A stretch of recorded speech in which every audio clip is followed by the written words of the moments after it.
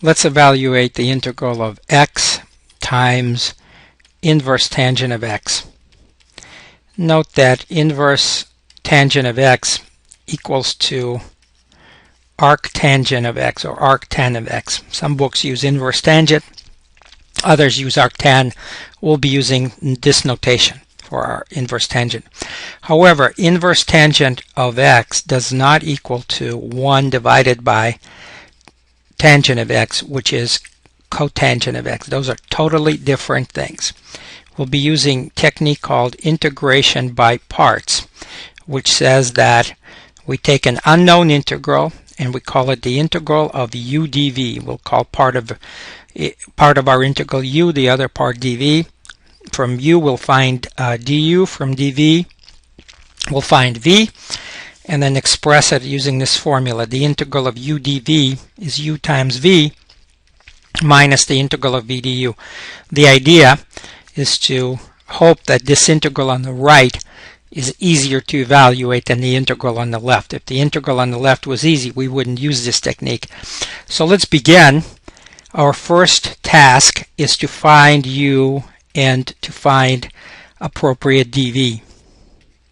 So we really have two choices here. Either u is going to be x, or u will be inverse tangent of x. If u is x, that would mean that dv has to be inverse tangent of x, and then going from dv to v, we would have to find an antiderivative of inverse tangent. The previous video shows you how to do that. It's not easy, so our first attempt should be as easy as possible. Let's pick u to be inverse tangent. The reason for that is because its derivative, which will appear in the integral on the right, no longer involves inverse tangent. It's just 1 divided by 1 plus x squared dx. And that leaves x dx for v.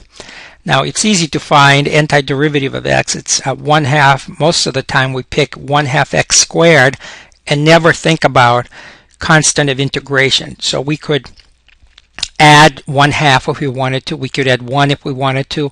Subtract pi. We could add any constant or subtract any constant that we wanted to. 99.9% of the time that will complicate things. We want to select the constant of integration to be 0. Well, let's see what happens in this case.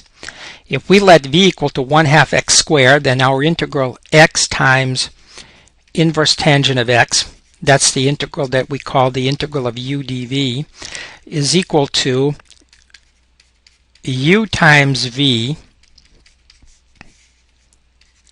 minus the integral of v du. So this right here is our integral on the right. That's the integral of v du. The problem is we can't evaluate it at this point. Unless you've studied the technique of integration called the method of partial fraction, we can't do it. So we're stuck.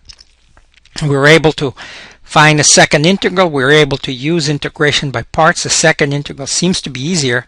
Substitution will not work. Nothing will work except the method of partial fraction. So unless you know it, we're stuck and we can't continue. So what's the fix? Well, instead of learning that method now, we can avoid it. We're going to go back to the problem and modify it slightly. So here's how to do that. U is still going to be inverse tangent of x, so that du is 1 divided by 1 plus x squared dx. Now dv is still going to be x dx, but it is the v that will make slight change. Instead of 1/2 x squared, I'm going to add a constant of integration of 1/2. That's perfectly okay, because if v is 1/2 x squared plus 1/2, its derivative dv is x. Now the reason I've selected 1/2 is because this is 1/2 times x squared plus 1. That's my v. Now look what happens.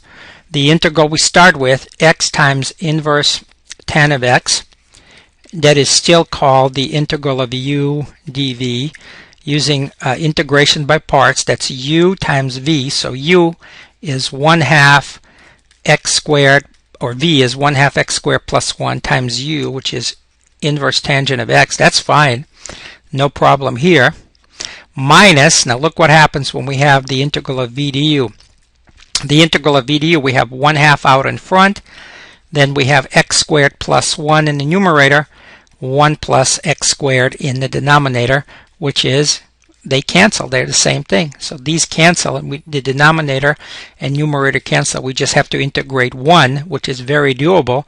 There's nothing we need to finish the problem. This is what it looks like. We have 1/2 x squared plus 1 times inverse tan of x minus 1/2 times the integral of 1 dx. So this is 1/2 x squared plus 1 times inverse tan of x minus 1/2 x. Now we can add a constant of integration c, and that's the solution. So let me summarize this. Using that modified form of integration by parts, antiderivative of x times inverse tan of x dx is equal to 1/2 times x squared plus 1 times inverse tangent of x minus 1/2 x plus c.